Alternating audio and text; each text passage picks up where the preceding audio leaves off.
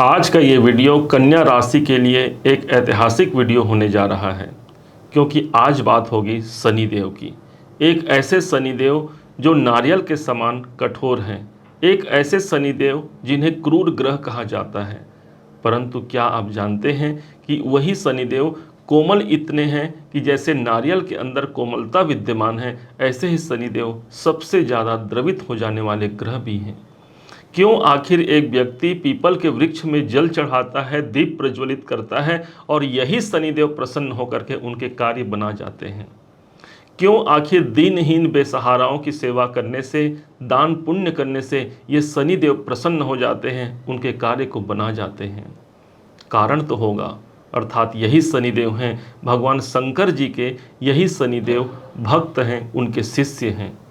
भगवान शिव को स्वयं कहा जाता है करुणावतारम संसार सारम, अर्थात भगवान शिव जी के अंदर करुणा है।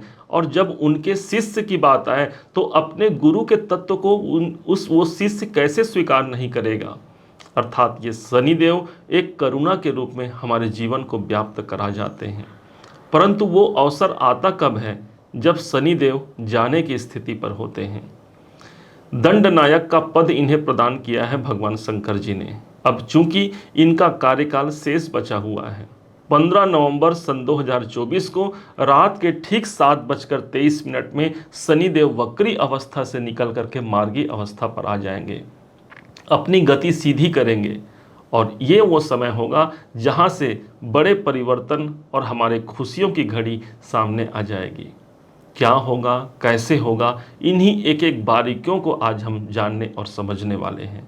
समझिएगा, ताकि इस मन को इस बात की आशंका जो है कि हमारे साथ कुछ अच्छा नहीं हो सकता, वो मन यहाँ पर शांत हो जाएगा। क्योंकि ये मन बड़ा चंचल है, कैसे तेरा भजन करूं। जब भी हम अच्छा कोई कार्य करने जाते हैं, ये मन ही बार बार हमें रोक जाता है। अच्छी बातों को श्रवण करना चाहेंगे, ये मन बार बार हमें रोक देता है। आज इस अवचेतन मन तक इस बात को पहुंचाइएगा, ताकि वो जब विश्वास कर ले तो यकीन मानिए आप हम जो अभी बोलने वाले हैं वो सब कार्य आपके समक्ष प्रदर्शित जरूर होगा। 100% तो नहीं, लेकिन 95% आपके साथ घटित जरूर होगा। 100% कहना अर्थात ब्रह्मा की सत्ता को हिला देना है, और वो सामर्थ्यता हमारे अंदर तो नहीं है। हाँ, जरूर जो हमने पढ़ा है, जो गढ़ा है अपने जीवन में, आज उन बातों को आप तक पहुंचाने जा रहे हैं। इसलिए बड़े ध्यान से, गंभीरता पूर्वक इन बातों को जानिएगा कि कौन कौन से कार्य अगले 4.5 महीने में सबसे ज़्यादा प्रभावी होंगे। एक ऐसे शनिदेव जो 30 साल बाद पुनः फिर से हमारे छठे भाव पर आएंगे। आपके प्रबल योग कारक ग्रहों में से ये एक है, क्योंकि ये त्रिकोण के मालिक हैं। शनि छठे भाव पर बैठे हैं और यहाँ से इनकी 3 दृष्टियाँ हैं। इस हिसाब से प्रथम जो दृष्टि है वो अष्टम भाव पर है, जो 7वीं दृष्टि है वो द्वादश भाव पर है, और यहाँ से जो 10वीं दृष्टि है वो तृतीय भाव पर पड़ेगी। तीनों दृष्टियों को बड़े ध्यान से समझिएगा। छठे भाव पर शनिदेव विद्यमान है। यदि काम धाम, हमारे नौकरी को लेकर के यदि किसी कारण से मन में अशांति है, तो निश्चय मानिए एक सुखद नौकरी आपका इंतजार कर रहा है। या फिर आप वर्तमान जॉब में हैं, उस जॉब में कोई निरंतरता नहीं आ रही है, उस जॉब में हमको संतुष्टि नहीं मिल रही है। हमारे पास काम तो है, लेकिन मन का वहाँ पर कोई मन की अनुभूति, वहाँ पर प्रसन्न नहीं हो पा रहा है हमारा मन। अर्थात यहाँ पर एक ऐसा समय होगा जहाँ पर कर्म क्षेत्र पर आपको सफलता देखने को मिलेगी। चूँकि छठा घर आपके नौकरी का होता है, और नौकरी भाव पर ही शनिदेव का विद्यमान होना एक अनुकूल परिस्थितियों को जन्म देता है। छठा भाव ही आपके रोग का होता है, अर्थात रोग में कोई परेशानी है, उन रोगों से मुक्ति मिलती है। कोई कर्जे चल रहे हैं, उन कर्जे से बाहर निकलने का आपको रास्ता यहाँ पर शनिदेव प्रदर्शित करेंगे। क्योंकि इस समय पर सबसे ज़्यादा करुणा बरसाने वाले शनिदेव एक ऐसे ग्रह बने हुए हैं। यही वो स्थान है जो आपके शत्रुओं का है। किसी कारण से यदि शत्रु हमें परेशान कर रहे हैं, शत्रु हम पर हावी हैं, तो ये एक ऐसा समय है जो अगला 4.5 महीना होगा, हमें शत्रुओं से मुक्ति मिल करके हम अपने शीर्ष मुकाम को प्राप्त करते हुए सुंदर और सुखद घड़ी को प्राप्त कर पाते हैं। इनकी जो दृष्टि है, तीसरी दृष्टि, वो पड़ रही है अष्टम भाव पर। जीवन में कोई रुकावट बना हुआ है, उन रुकावटों से मुक्ति पाने का ये एक सबसे अच्छा स्रोत होगा, सबसे अच्छा समय होगा। कोई रुकावट और बाधाएं इस समय आपके पथ को डिगा नहीं सकती। आप प्रगति के मार्ग पर अग्रसित रहेंगे, ये शनिदेव का प्रमाण है। अष्टम भाव पर उनकी कृपावान दृष्टि इस समय पर सबसे ज़्यादा प्रभावी रहेगी। यही नहीं, शनि के पास जो 7वीं दृष्टि है, इसको समझिएगा।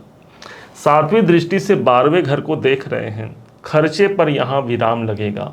कोई हानि या लॉस हो चुका है, उस हानि या लॉस के बदले में एक नया प्रॉफिट आपको दिला पाना शनि का दायित्व है। इस हिसाब से खर्चे पर विराम लगते हुए कोई चिकित्सालय संबंधी खर्चों से हम या हमारे परिवार के किसी जन के कारण हमें हॉस्पिटल या चिकित्सालय संबंधी खर्चे देखने को मिले थे, तो यहाँ पर भी विराम लगेगा।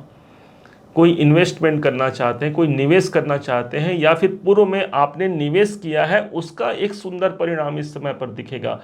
12वां घर विदेश का भी होता है, इसलिए विदेश संबंधी आप कोई काम करते हैं या विदेशों में रहते हैं या आप इंपोर्ट एक्सपोर्ट संबंधी काम करते हैं, उन सब में यहाँ पर सफलता दिलाना शनि का पर्याय है। शनि के पास अभी वो बाध्यता है कि हाँ, मुझे इनको द्वादश भाव के शुभ परिणाम प्रदान करना है। अगला और अंतिम परिणाम, शनिदेव तीसरे भाव को अपनी दशम दृष्टि से देख रहे हैं। पराक्रम और साहस आपका इस समय पर सबसे ज़्यादा बलवान हो जाएगा। एक नए उत्साह के साथ, एक नए जागृति के साथ, एक नए उमंग के साथ आप अपने कार्य को निष्पादित करा सकते हैं। इस टाइम पर पारिवारिक जिम्मेदारियों का निर्वहन इस समय पर आप करते हैं। जो उत्तरदायित्व आपको मिला है, उन उत्तरदायित्वों की पूर्ति कराना शनिदेव का कर्तव्य है, जो इस समय पर सबसे ज़्यादा प्रभावपूर्ण रहेगा। कोई यात्राओं का अवसर भी जरूर बनेगा, और ऐसी यात्रा होगी जिस यात्रा के माध्यम से आपके लाभ की प्रतिशतता में वृद्धि होगी। तीसरा घर आपके छोटे भाई बहनों के लिए अच्छा हो गया, इसलिए आप यदि छोटे भाई बहनों के लिए कोई उत्तरदायित्व आपके मन में है, तो इस समय पर उसे आप पूरा करा पाते हैं। कोई नया एग्रीमेंट हो सकता है, कोई बच्चे हैं या कोई स्पोर्ट्स इत्यादि में हैं, उनको स्पोर्ट्स में सफलता मिलती है। यदि आप सेल्स में हैं, मार्केटिंग में हैं, या फिर ऐसे कोई ऑनलाइन संबंधी काम करते हैं, तो इन सब लोगों को यहाँ पर अधिक सफलता मिलने की उम्मीद ही है, क्योंकि शनि के पास जो दृष्टि है, दशम दृष्टि, वो तीसरे घर को सबसे अधिक प्रभावपूर्ण बना करके रखी है। अर्थात देखा जाए तो ये एक ऐसा समय है जहां पर अब तक मुझे शनि का प्रतिफल प्राप्त नहीं हुआ, अब जाते हुए शनिदेव मेरे ऊपर कृपावान हुए हैं, मेरे ऊपर करुणा बरसा रहे हैं और मेरे कार्य को बना करके चले जाएंगे, ऐसा होगा। उम्मीद है आप सबने इसे समझा, आप सबने इसे जाना है। यदि आपने इसे समझा है, जाना है, मेरे समझाने का प्रयास यदि आपको सार्थक लगा हो, मेरे समझाने का तरीका यदि आपको सार्थक लगा हो, तो हर बार की भांति इस बार भी अपना प्यार भरा लाइक और कमेंट करना कभी मत भूलिएगा। बहुत मोटिवेशन मिलता है हमें कि हमने अच्छा काम किया है और कन्या राशि ने हमें सराहा है, हमें प्रोत्साहित किया है। अभी तक यदि चैनल को आपने सब्सक्राइब नहीं किया है, सब्सक्राइब जरूर कीजिएगा।